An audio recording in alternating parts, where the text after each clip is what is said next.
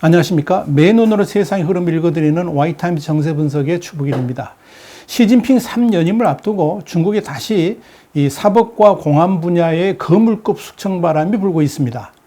중국 국경절이던 1일에는 치안을 주관하는 공안부가 확대 간부회의를 열었습니다. 그래서 전날 중국 공산당 중앙기울검사위원회가 발표한 순위진 전 공안부 부부장의 당적과 공직을 박탈하는 쌍계 처분, 이 샹카이라 그러는데요. 이걸 단행한 것과 관련해 가지고 당내 악성 종양과 정치 우환을 단호하게 제거했다 그러면서 절대 충성, 절대 순결, 절대 믿음을 다짐했습니다.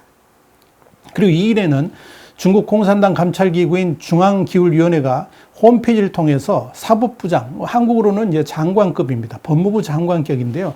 이 사법부장을 역임했고 중국의 정협의 사회법제위원회 부주임이기도 한 푸정하가 엄중한 기울 및 법률 위반 혐의로 당 중앙기울위원회 조사를 받고 있다고 밝혔습니다.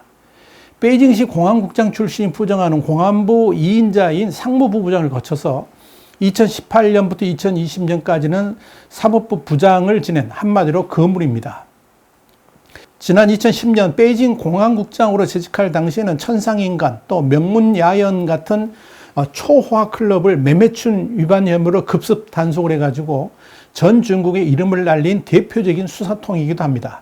그런데 이 사람에 대해서 기울이는 아직 구체적인 범죄 내용은 언급하지 않고 그저 엄중한 기울과 법규 위반이라고만 말을 하고 있습니다. 이와 관련해 가지고 홍콩 명보는 3일 푸정하가 공안부 부부장이었던 2014년 당시에 저윤캉 정치국 상무위원회에 대한 부패 조사에 참여해서 시 주석에게 높은 평가를 받았었지만 그마저도 숙청의 회오리를 벗어나지 못했다라고 전했습니다. 그러면서 명보는 시진핑 제거 쿠데타 음모하고 연관되어 있는 2012년 링지화 사건 당시에 당 중앙판공청 주임의 아들인 링구의 페라리 교통사망 사고를 수사 처리한 다음에 이걸 시진핑에게만 보고한 것이 아니고 장쩌민과 또 후진타오에게 별도 보고한 경력을 갖고 있다라고 보도를 했습니다. 이 푸정화는 이 사건 이후에 시진핑이 집권하면서 2014년 공안부 부부장 신분으로 저윈캉 전 상무위원회 죄목을 수사 처리해가지고 시진핑의 눈에 들었고요. 이후에 중국이 불법으로 규정을 한 850 문제를 전담하는 중앙의 610 항공실 주임을 거쳐서 2018년 사법부장으로 승진했습니다. 이렇게 시진핑 집권 2기에 공안부의 거물급 호랑이가 낙마한 것은 지난 2018년 이 공안부 부부장 출신의 멍홍회의 국제형사경찰기구 그러니까 인터폴 총재 그리고 지난해 4월 순위진 부부장이어서 이번이 세 번째입니다. 이렇게 이 푸정화의 숙청에 앞서 지난 9월 29일에는 지난해 4월 체포를 했던 순위진 전 공안부 부부장에게 공직과 당직을 모두 박탈하는 샹카이 처분을 내린 바 있었는데요. 이 샹카이 처분을 받게 되면 정치적으로 이제 사망했다 이런 의미를 갖죠. 멍젠주 전 공안부장의 비서 출신인데요. 이 순위진, 이 장쩌민 전 주석의 상하이방으로 분류됩니다. 2017년 19차 당대회 직전 뉴욕으로 건너가지고 중국 수뇌부의 치부를 폭로했던 권구이를 면담하기도 했습니다. 순위진이 지난해 체포되었을 때 중화권 매체들은 과거 시진핑에게 맞섰던 저윤캉 전 상무위원회 체포에 비유하는 이런 대형 사건이다. 이 정도 큰 사건이다라고 보도를 한 바도 있었습니다. 그런 순위진에게 중앙기울위원회가 씌운 제목은 크게 7가지입니다. 첫째는 2가지 수호론, 그러니까 양계 유호론을 배반했다는 겁니다. 여기서 양계 유호론이라는 게 뭐냐면 시진핑 공산당 총서기가 당 중앙의 핵심이고 전 당에서 핵심이다. 이런 지위를 확고하게 수호를 하고 또 당 중앙의 권위와 집중적이고 통일된 지도를 확고히 수호한다. 이런 의미입니다. 그런데 순위진은 바로 이 양계 유호론을 배반했다는 거죠. 다시 말씀드려서 기울위원회는 순위진이 진정한 이상과 신념을 세우지 않았고 정치적 야심이 극도로 팽창했으며 정치적 자질이 극히 악랄해서 정치적 유언비어를 만들어 유포했다 그랬습니다. 그러면서 겉으로는 따른 척하면서 속으로는 어겼다. 그러니까 양봉의미했다. 이걸 적시한 겁니다. 또 위아래를 속이고 정치 자본을 챙겼다 이런 말도 했습니다. 이건 순리진의 불충이 개인에 그치지 않고 조직적이었다는 것을 뜻합니다. 두 번째는 개인 파벌을 조성했다는 겁니다. 기울이네가 밝힌 내용이 그건데요. 순리진이 개인의 정치적 목적을 실현하기 위해서 당내 파벌을 만들었고 개인 세력을 키우고 이익 집단을 결성해서 당의 통일과 단결을 심각하게 파괴를 하고 정치 안정을 위협했다라고 강조를 했습니다. 세 번째는 비밀 누설죄입니다. 이 기울위원회가 순리진에게 대해 씌운 제목 가운데 상당히 눈에 띄는 대목이고요. 아주 중요한 제목인데요. 이게 바로 비밀 누설죄입니다. 다름 아니라 이 코로나19하고 관련된 겁니다. 기울위원회는 방역 일선에서 직무를 이탈해 가지고 대량의 비밀 자료를 사적으로 숨기고 또 방출해서 오랜 기간 미신 활동을 펼쳤다. 이렇게 지적을 했습니다. 기울위원회가 이런 사실을 기록한 데는 이유가 있습니다. 지난해 초에 우한에서 코로나19가 발생했을 때 중국 공산당은 우한을 봉쇄를 하고 중앙지도팀을 현장에 파견했죠. 그때 순리진은 방역 물자의 운송과 현지 치안 책임자였습니다. 그리고 3월 11일 시진핑 주석이 코로나 발생 2달 만에 우한을 시찰했습니다. 그리고 한 달여가 지난 4월 19일 기울이는 돌연 순리진을 기울 위반 혐의로 체포를 한 겁니다. 순리진은 체포 이후에 17개월여의 조사를 받은 후에 결국 이 샹카이 처분을 받게 된 겁니다. 이와 관련해 가지고 프랑스 자유아시아 방송은 2일 이런 보도를 했습니다. 코로나19 발발 초기에 우한의 사망자 숫자, 우한 바이러스 연구실 자료 같은 민감한 기밀의 유출 차단을 책임졌던 순리진이 호주에 정보를 유출한 것이 아닌가 보여진다. 이렇게 국외 망명 인사를 인용해서 보도를 한 겁니다. 자, 네 번째는 공안을 이용해서 당 기울이 조직의 조사에 맞선 혐의입니다. 이건 한마디로 괘씸죄입니다. 순리진이 기울위원회의 조사를 받게 되니까 자신의 인맥들을 활용해가지고 조사를 방해했다는 겁니다. 이걸 기울이는 자기 사람을 심는 인사전횡으로 공안과 정법 계통의 정치 생태계를 파괴했다라고 봤습니다. 다섯 번째는 공무원 청렴 규정인 중앙의 파란 규정을 무시한 죄입니다. 이건 부패 연루죄입니다. 고급 연회와 향응, 호화 아파트를 제공받았다. 그런 내용입니다. 근데 중국 공산당 간부가 그런 대접 안 받은 사람 어디 있을까요? 여섯 번째는 도덕적 한계선을 상실한 죄입니다. 이건 공산당 최고위 간부들 조사에서 단골로 나오는 메뉴입니다. 근데 기울이는 뭐라 그랬느냐? 권력과 여자, 돈과 여자를 거래했다라고 적시했습니다. 마지막 일곱 번째가 뭐냐면 탐욕죄입니다. 역시 부패와 관련된 건데요. 멋대로 권력과 돈을 거래하고 그에게 불법 재산을 받았다. 이런 점을 순리진의 제목으로 언급을 한 겁니다. 이 중앙기울회는 이 순리진에 대해 이런 7가지 제목을 열거하면서 1일 뭐라고 그랬냐면 순리진은 악성 정향이었다라고 강조한 겁니다. 그러면서 자우커즈 국무위원 겸 공안부장은 기울이가 순리진 기울 위반 문제를 조사, 처분해서 당내 악성 정향과 정치적 우환을 제거했다는 것은 매우 영명하고 정확하고 시의적이고 충분했다 그랬습니다. 그러면서 무관용 태도로 부패를 척결하겠다는 단호한 결심을 보여줬다라고 주장했습니다.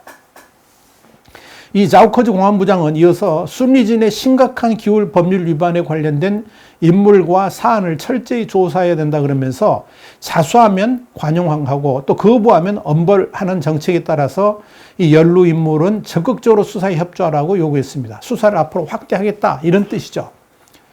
그런데요, 이런 사정 부분에 호랑이 단속에 나선 중국의 기울조사위원회가 지난 9월 26일에는 중앙은행, 은행감독위원회, 증권감독위원회, 또 상하이 증권거래 같은 25개 금융기관의 당 조직을 정례 순시에 돌입했습니다.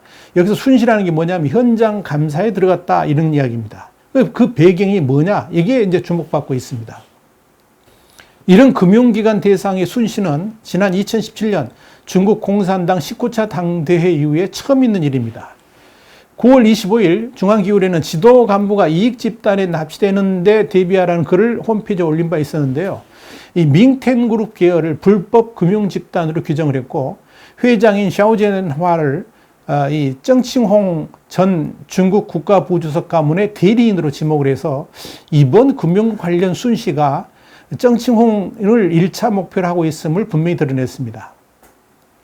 중국은 지금 최대의 경제 위기를 맞고 있죠. 그런데 지금 중국 경제를 압박하는 가장 큰 위기 요인 중에 하나가 바로 금융 리스크입니다. 이 금융 리스크가 얼마나 엄중했으면 시진핑마저도 각종 위험을 예견하고 예측해서 각종 회색 코뿔소와 블랙스완 사태에 대응해야 된다. 이렇게 말했겠습니까? 여기에 부동산 그룹인 헝다 위기까지 전면으로 부상해가지고 이 문제가 중국의 금융 시스템 전체를 흔들 수도 있다. 이런 점에서 중국은 촉각을 곤두세우고 있죠. 중요한 건 이런 문제점을 정면 돌파하려면 희생양이 필요하다는 겁니다.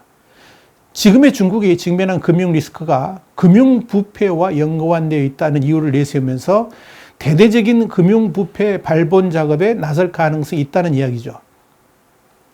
그런 대표적인 1차 희생양으로 정칭홍 전 국가부주석을 내세운 것이 아닌가 보여집니다. 특히 중국의 공안 당국이 이 정칭홍 척결을 내세우는 중요한 이유 중에 하나가 바로 장점인과 가까운 인물이기 때문에 그렇습니다. 중앙기울위원회가 이번에 정칭홍을 문제 삼으면서 밍텐그룹을 언급한 것도 이런 맥락 때문이 아닌가 보여집니다. 지난해 7월에 중국 당국은 밍텐그룹을 강제 해산시키면서 경영권을 빼앗아갔죠. 그럴 때 밍텐그룹은 여기에 대해서 강력하게 저항을 했습니다.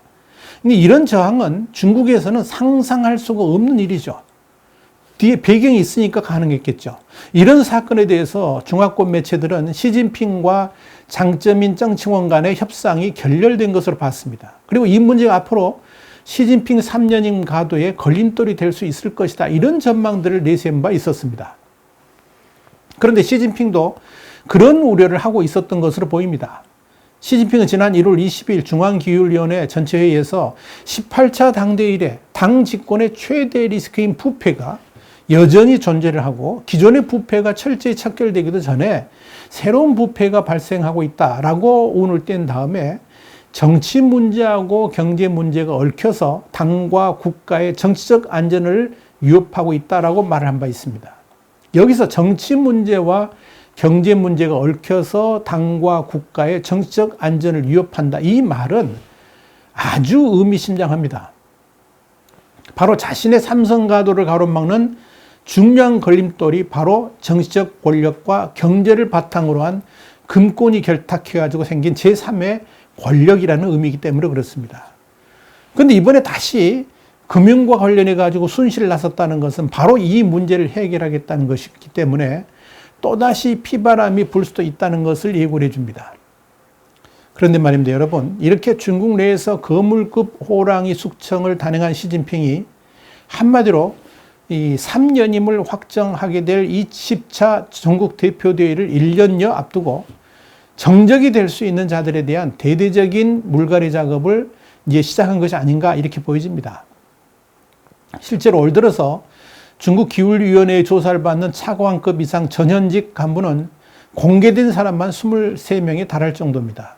그런데 지금 상황을 보면 그런 호랑이 사냥은 이제 시작에 불과한 것이 아닌가 이렇게 판단됩니다. 이걸 뒤집어 본다 그러면 중국 내에서 시진핑 권좌가 아직 확고하게 서 있지 않다 이런 말과도 통합니다. 그래서 지난 7월 23일 미국의 싱크탱크인 제임스타운은 시진핑 국가주석이 중국에서 가장 강력한 정치라는 것은 의심할 여지가 없지만 그럼에도 공산당 핵심부에서 반 시진핑파들의 책동이 있었고 여기에 대해서 시진핑 주석이 이례적으로 강력한 경고를 잇따라 발표했다라고 밝힌 겁니다. 시진핑 주석 이름으로 최근에 펴냈던 2021년 공산당 전면적 강론에서도 이 당내의 불협화음에 대해서 직접 지적을 했습니다. 그러면서 최고 지도자들을 중심으로 단결해야 된다 이렇게 강조를 한 겁니다. 시진핑 주석이 지목한 당내 분열 세력이라는 게 바로 후진타오 전 주석과 장쩌민 전 주석 추종자들을 겨냥한 것으로 이렇게 보여집니다. 이런 세력들을 향해서 중앙기울위원회는 지난 6월에 당의 핵심에 대해 음모를 꾸미는 당내의 배신자들에 대해서 경고를 했습니다. 그러면서 마오쩌둥이 지난 1938년에 제창을 했던 4가지 복종을 언급했던 겁니다. 여기서 4가지 복종이라는 게 뭐냐? 개인은 조직에 복종하고 소수는 다수에 복종하며 하급 간부들은 상급자에게 복종해야 되고 그리고 당 구성원 모두가 중앙, 그러니까 핵심 지도자에게 복종해야 된다. 이런 내용을 말하는 거죠. 여기서 중앙이라는 게 누굽니까? 시진핑을 말하는 거죠. 이렇게 중국 내의 권력투쟁은 아직도 진행형이고 이들을 꺾기 위한 시진핑파의 전면 공세는 또다시 시작되었다라고 봐야 될 것입니다. 와이타임즈 정세 분석이었습니다. 다음 시간에 다시 뵙겠습니다. 감사합니다.